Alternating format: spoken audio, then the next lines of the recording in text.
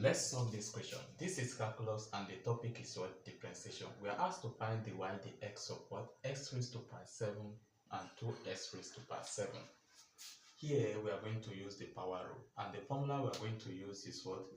dy all over the x is equals to what?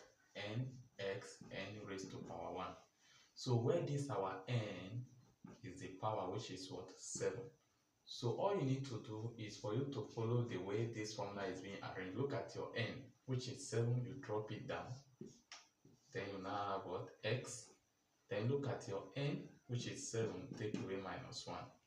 And when you take away minus 1, at the end you are going to have what? 7x raised to power 6.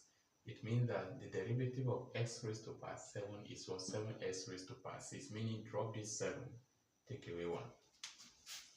And when you come to this side, you are going to use constant and what? Power rule. Here, the formula we are going to use what? Na s raised to power n minus 1. So, meaning that this our n will times this 2. This a now is our 2. Then, all we are going to do now, our dy, the x is equals to what? This 7 will times 2. And that is going to give us 14x. Then we take away 1. And this one is going to give us 6. I hope you understand.